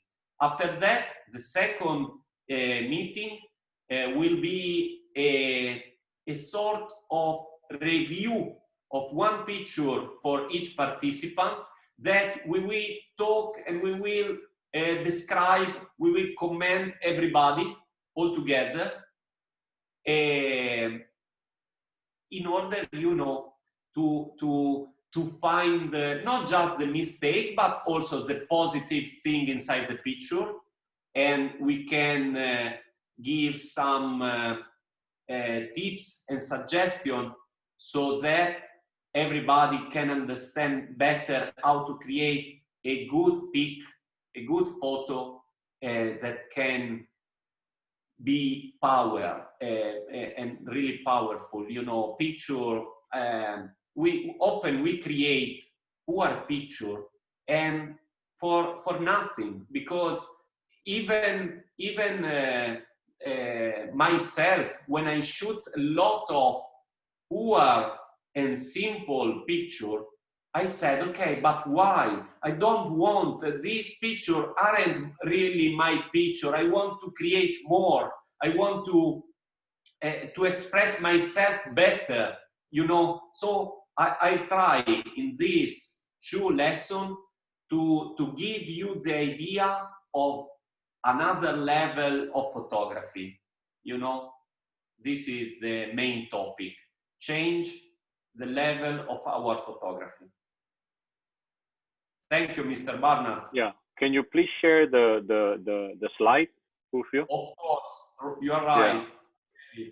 So share screen, and then here, let's see, CUBA. Oh. Yes, I have it here. Sorry.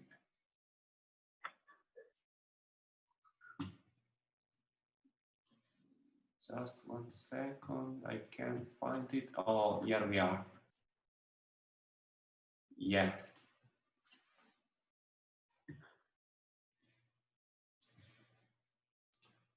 Yeah, this is the leaflet that we prepared with 1 picture of mine and the power of visual language, how communicate through photography. Yes, be part of a masterclass workshop with this great photographer Yeah, I love teaching, guys, and so I love sharing picture and experience. So I said at the beginning of this talk that I wanted to show you the the series of the picture around the picture of the WordPress photo, but I'll do it, of course, during the photo workshop for sure. And I want to communicate rules and the more artistic side of photography. Lesson will be dedicated to the explanation of the topics through the analysis of different authors and my works. The workshop is also included a participant's picture review and analysis to provide them with tailored advices. Yes, one picture or yeah, you can, I'll tell to the people that I would like to see 5, 7 pictures each one, and then we will talk about just one picture, because you know we will 10 picture, we will be in 10 people during the session, and so we could talk just about one picture. But you will, I invite you to send me 7, 10 pictures, and then yes, about the author, yeah, you know, I'm glad to say, and I'm proud to say that I won some of the most important contests of the world about photography. And of course, like Oscar Barna can be an ambassador and a master photographer for the Leica Academy is something very important to me. Here you are the price, as Mr. Barnard already mentioned. We put the price in rupiah, but of course, if you'll be in contact with your with the boss of your country, you will find the right rate, of course. And as already done for this meeting, for sure, you have to download the Zoom application, and so that I could share my screen with you, but also vice versa.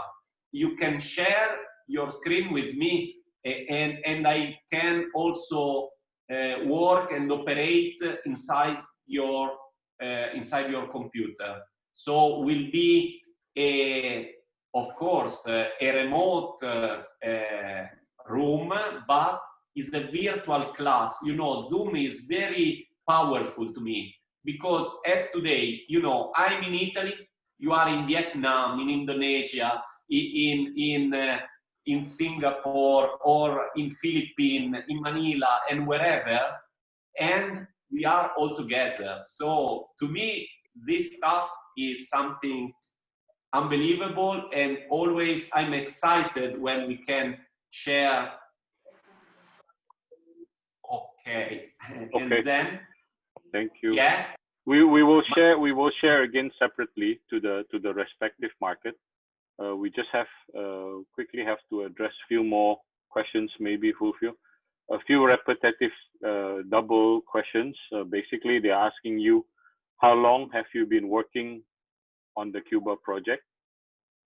Yeah, I started in 2009, and the project that I show you about farmers, I started 3 years ago, more or less. My long-term project about CUBA is made by a lot of different chapters.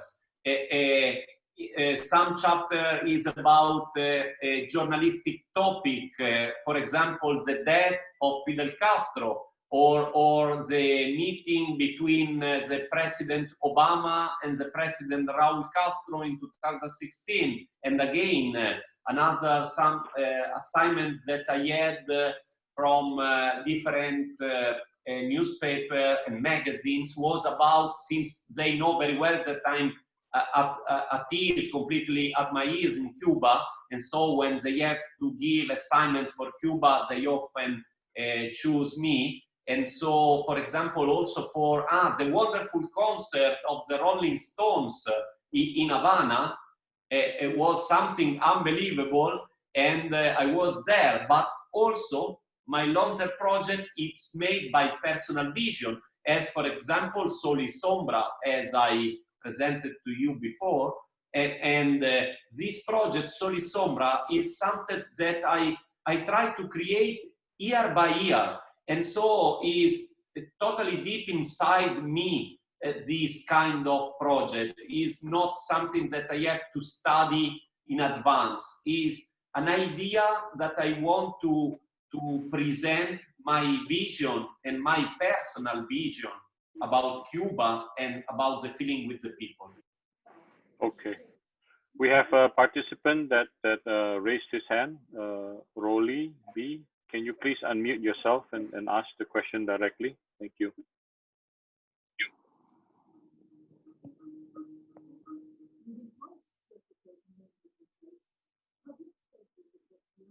Yes.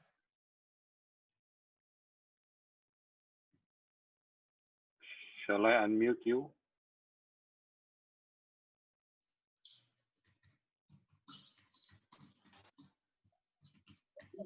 No, I have no question. Sorry. Yes, thank you. Go ahead. Yes. Hi, Rolly. How are you? Hi, I'm okay. How are you? Nice to see you. Yeah, my pleasure to see you again. Yeah. Yeah. Yes, please.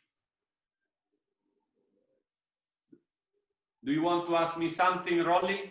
No, actually, I have no question. Yeah. I just want to listen and look at you. Oh, okay. Okay. You look good. Okay, Thank because you. you raised your hands. Okay, thank you, thank you. Next question we have is, so I guess there's a question asking, when you do your workshops in CUBA projects, do you arrange them personally, or you do it? Yeah. When do you do workshops in CUBA? Sorry, do you arrange them personally? When we will see, Mr. Barnard, since you know the situation international speaking now is not so easy, but we will see. I had in mind to go this November, December, and January to stay there and organize something, maybe also with you and Mr. Lee. We could, we could think, and we thought also in advance before, also with Mr. Fong and Mr. Sunil, organize something for Leica Asia. And now with this new situation, I don't know if in November, December will be possible to travel to Cuba, but of course we will still in touch, definitely, also because now Leica headquarters, as you know already, is organizing a lot of international academy, and I'm one of the master of this international academy, and my photo workshop is always on Cuba and in Italy too, of course, but Cuba is my second home, and so we will keep you really well updated and posted. Don't worry. Hope if not this end part of the year, for sure 2021. So keep in touch. It will be a great pleasure for me. And I run personally the photo workshop in Cuba and spend there 10 days more or less, even if, because for you, I mean, from Asia, go to Cuba is a long trip. And so we need at least 1 day of relax the first day after the trip, where we can discover slowly the atmosphere of Havana. And then my photo workshop in Cuba, I love telling you that it's not just about a tour of Cuba. I don't want to become a touristic guide. You know, I'm totally in love also with the culture of Cuba, and I can tell you so many things about the story, and we can meet a lot of Cuban photographers since I teach photography in Havana, and so I have a lot of students, photographers, friends that they can help us to discover the situation. Yes, of course. Okay. Thank you. And so, yes, hope to see you, everybody in Cuba, with me and Mr. Barnard and Mr. Lee. Thank you. There's a question. Seems like your photos are mostly underexposed. Is it correct? Not completely exactly, not completely true, because I love saying that my pictures are well exposed where the main light is. And of course, when the main light is a bright sunny day and maybe the light of the first part of the afternoon, of course, this can create deep shadow made with, of course, we can create a dark part in the picture, you know, but aren't so underexposed, are well exposed where the strongest light is. This is the secret that I can say. Okay, thank you, thank you. There was another question asking about the, sorry, I missed it. How, Fulvio, with the current pandemic situation happening in Italy and the world over, have you considered documenting that story? Have you considered to tell to something document about the story? Yes, yes. Yeah, in my personal way again, and I'm shooting a personal project from my window, following the. I was inspired by great master of the past, like for example André Kertész or John Sudek, or again.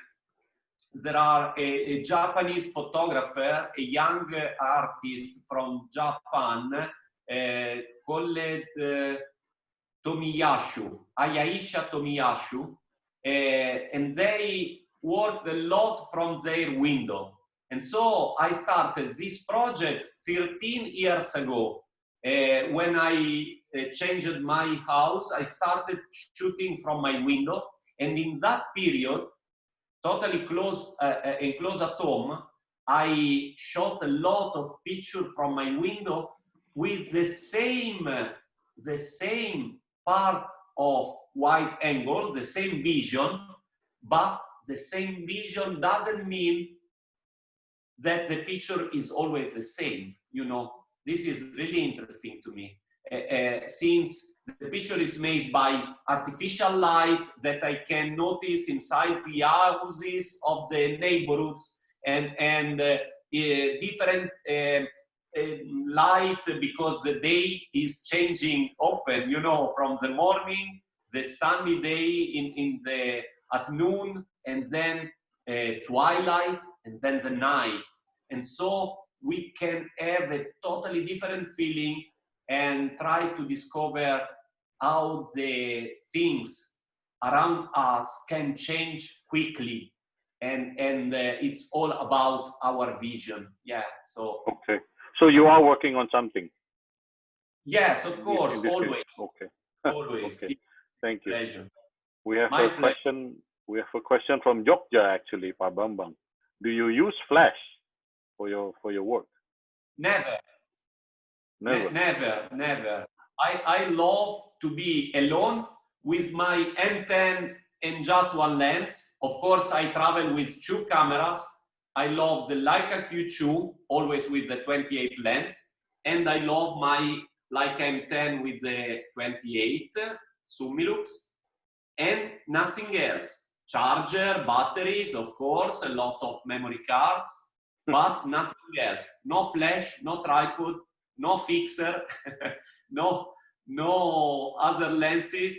And so, because, you know, I love Leica also because this kind of camera are so small compared with the big DSLR cameras and with huge lens. No, I love this small camera, and often also the aesthetic of the camera is quite vintage, you know, and this is amazing. But all over the world, many people, also in Italy, of course, you know, they couldn't recognize immediately the power of the camera. And so often they thought, oh, look, a poor photographer with an old camera, so a small and old camera in his hand. So I'm not afraid. Often the people can think I'm not afraid about this poor photographer. So he probably can shoot a lot of pictures of me. Definitely and for sure, he is not a professional photographer.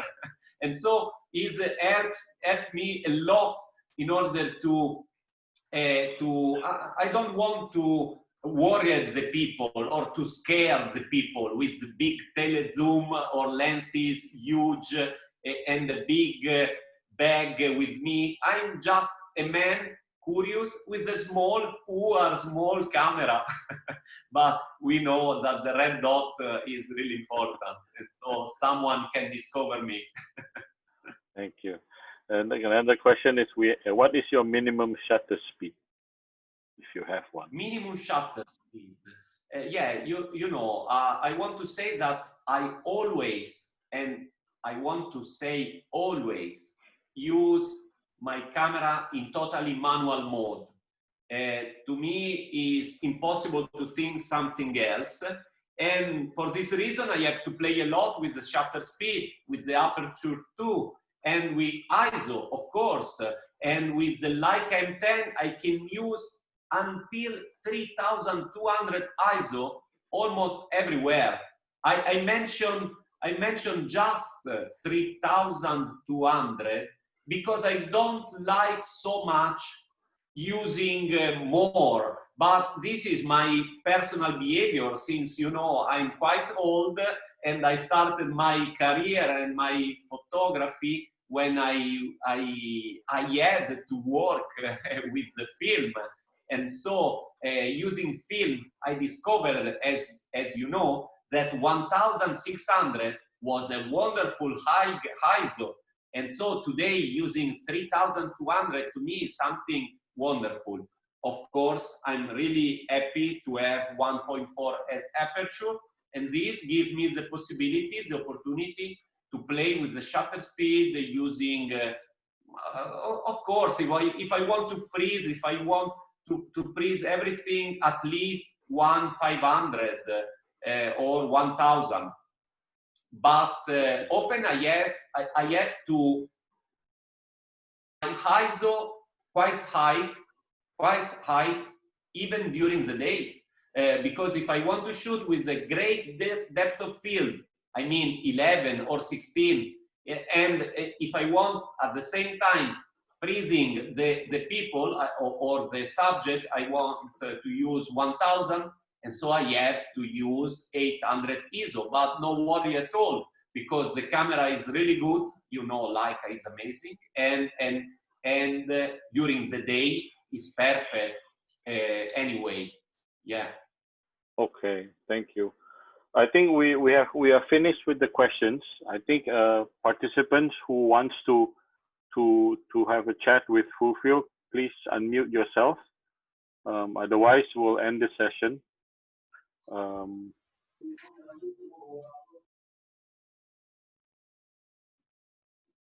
Yes. Can I? Yes, please. Pak Bambang. Hi, Pak. Yeah. Pak Bambang is from Jogja.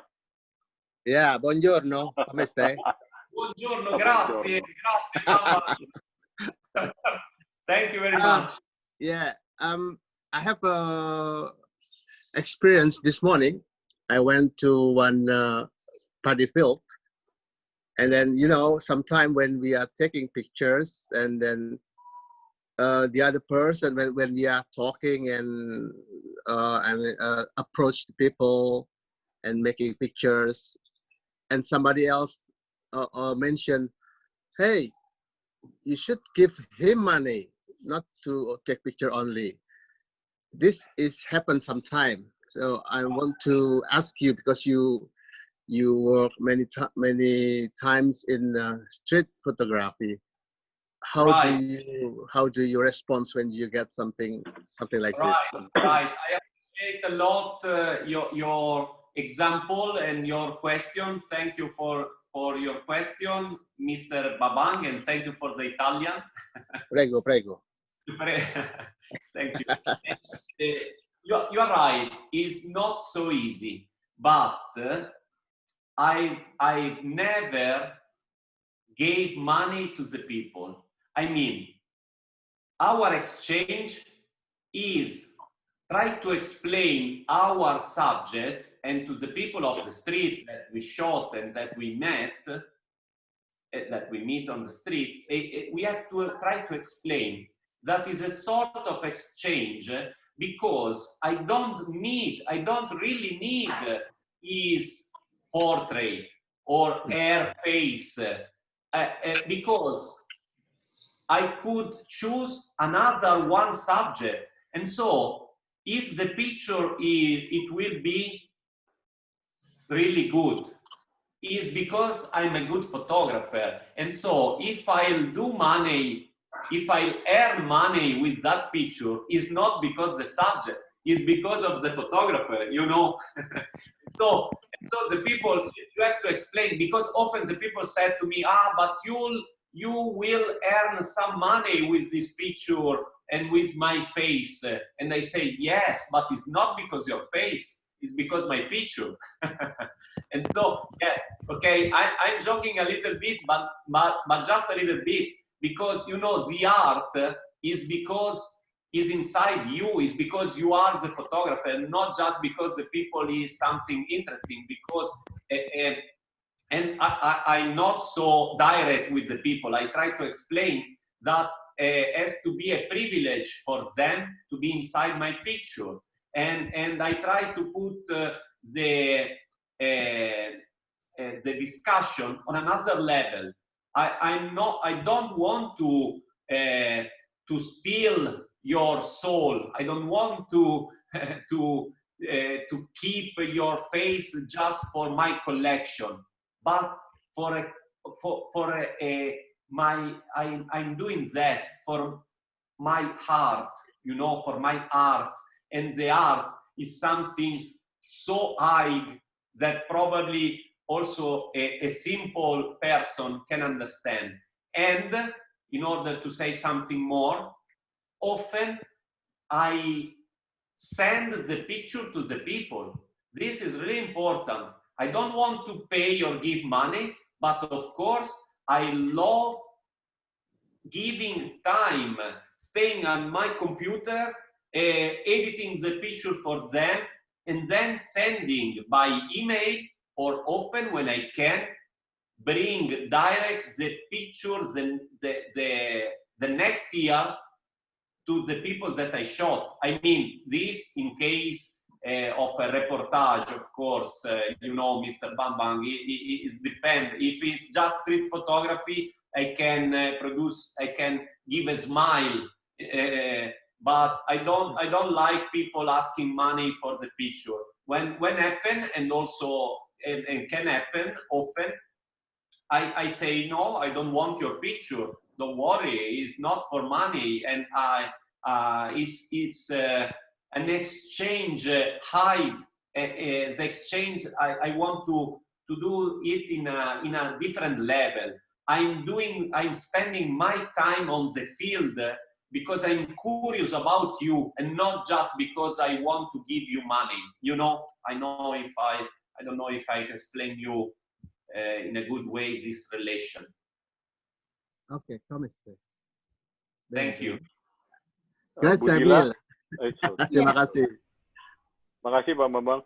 Budila, Okay. do you have a question, Budila? You raise your hand. Can I have just one question this time? Thank you. Sure. Yes, please. So I remembered you mentioned earlier about having only one body of camera and one lens attached to that.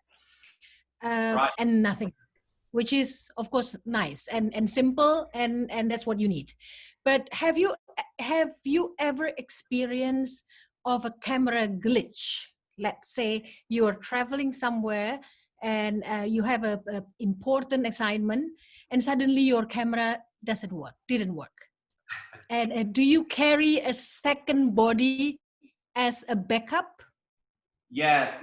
Thank you for the question. Miss Dilla. Yes, I do it. I have always with me two in my bag, two camera body. I mean, Leica M10 and Leica Q2. Of course, they have the same lens, more or less. I mean, the same wide angle. Of course, the Summilux 1.4 that I put with my Leica M10 is much better than the Summilux that there is on the Leica Q2, but the quality is amazing. And with these two these two cameras, I can travel everywhere. And of course, while shooting, I want to stay in the street just with one camera. But of course, in my hotel or in my room, I have always with me my laptop, the other camera, of course, the other body of the camera, and a lot of hard drive, portable hard drive, since I'm used and I want to download all the picture every night. Yeah, yeah. And so this is really important. But also for the important assignment, you know, often I can bring with me also a Leica Deluxe, just is a small and simple camera, but it's amazing. And just, you know, because you are right, we never know. And so I have often also these third cameras, but with two great cameras like M10 and Q2, I'm totally at my ease and safe, I mean. But then at least you have more than one camera with you. Right. In your hotel, not necessarily the day when you're shooting, but at least at the back of your mind, you know that if something happened, there is another camera standby. Yeah, really important, Miss Dilla. Yeah, really important. I have also another Leica M9, and often is with me also with the 28 Summicron, to be honest. But always these two cameras, M10, Leica Q2, are my favorite and always with me. So they are really important to me. And of course, it's not enough just one camera. You are right. It's not enough. It's enough in order to. I don't like the big bag or backpack with a lot of gears and cameras and lenses because you know it is always tiring too. And so I need to be in a good shape shooting all day long. For a month, for the whole month. And so to do that, I need to try to be quite light with my my bag and my stuff. Yeah. Thank you very much. All right, thank you. Thank you. My pleasure. Another question, do you ask the subjects to sign consent agreements? Yes, it depends. This is a long answer, probably an important topic. But for example, just to give you an example, Mr. Barnard, since the topic about Varia was quite sensible and quite, I mean, you know, talking about transgender people is, you know, always quite delicate and not so easy to face this topic. I spent 2 days at the end of the reportage following all the people and asking them to sign this agreement, this piece of paper. Of course, after 3 weeks of life together was quite easy.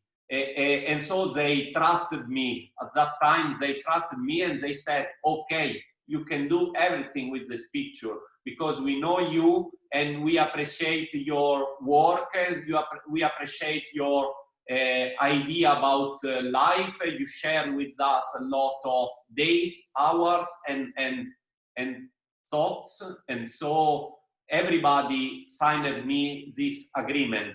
But for example, when I covering while covering different story about, for example, in Cuba is a kind of daily life, or on the mountain of Caucasus too is about a sort of daily life, and the topic is not so sensitive, is not so delicate, you know, it's not so, how can I say, yeah, sorry, but Sensitive, yeah, sensitive. So down there, I haven't the agreement signed, but I didn't need, and I don't need also today. You know, yeah, it's a long. I need to explain more, but probably in another session. What depends on the kind of project and the objective, I would assume. Yeah, yeah, exactly. Okay. Okay. So maybe the last question here is, which do you prefer, the 28 1.4 or the 28 2.0, the Summicron or the Summilux? No, definitely 1.4 is something. Yeah, you know, I was so happy when Leica asked me about the lens, and I said I would like the 28 Summilux 1.4, one of the most important and to me is the best lens ever that Leica did to me. Is something unbelievable. So bright, so the aperture wonderful, and the lens and the lenses inside the lens are perfect, you know. So I'm really happy with this lens. Do you shoot open? Do you shoot totally 1.4, like really yeah, open? could happen. During, for example, the project about intimate interior that I showed you before, there are some different pictures shot with 1.4, and of course,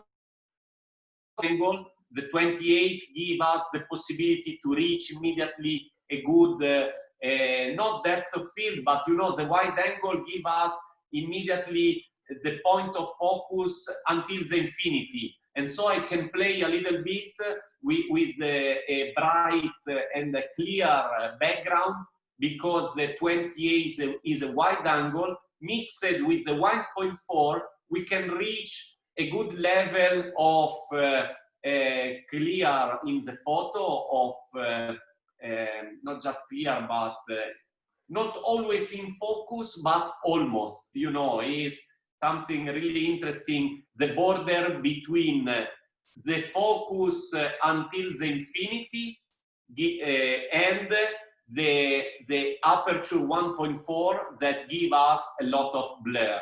So I love this border, this corner. Okay. Yeah. Okay. I think we are 2 hours into the session and you haven't had a drink of water. You must be thirsty. Yeah, you're right. Thank you. Thank you. There you go. There you go. Thank you, Fulvio. So thank you, everyone. Thank you, everyone, for your time. Bu Hermandari, do you have a question? No, before we leave? It's very interesting. Thank you so much. Thank you. Thank you for the time. Hope So, I enjoyed the Thank you. course. Pak Bambang, masih ada pertanyaan, Pak? So far so good. Tidak ada. Terima kasih. Okay, thank you. Thank you, everybody, for your time. For your information, we have another session later tonight, 7:30, with Pak Robert. If you haven't gotten the link, please send a message to me.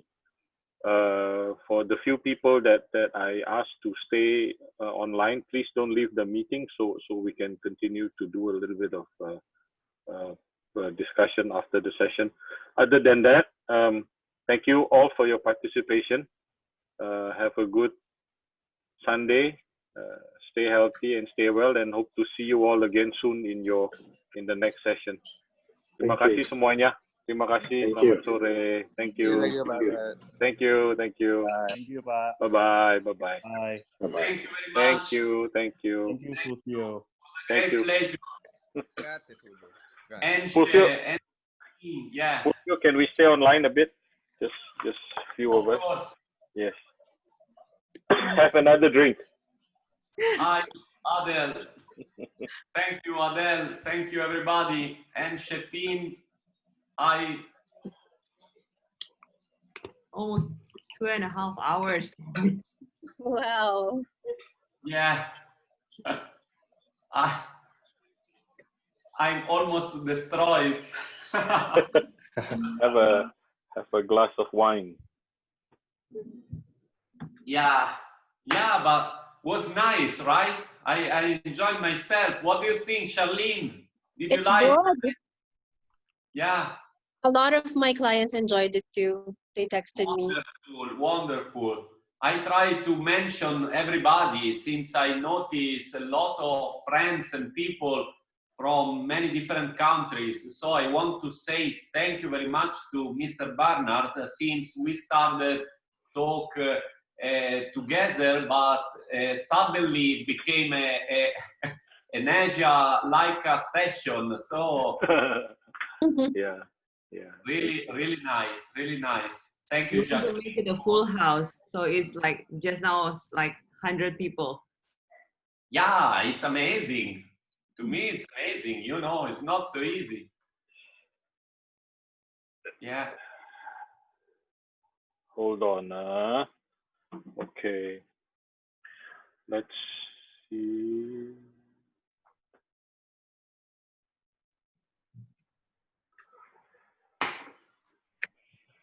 Can you send me the link to Robert session? Okay. Or maybe we do another session then, Fulvio, we need to get Daniel into the call too. How do we do it? Yeah. I can call Daniela in a while and in 10 minutes come again. What do you think? Yeah, I think that's better. Yeah, I have to make another invitation. Okay. Sorry. No problem. 15 minutes, okay? Okay. Charlene, 15 minutes? Okay, sure. In 15 minutes? 15. Okay. I make another invitation now. Perfect. Okay. Do I need to? Yeah, I need to. Yeah, you need. Okay. Okay. Everybody get a drink first. Thank you all. See you in the 15 minutes. Bye-bye. Thank you. Bye. Bye.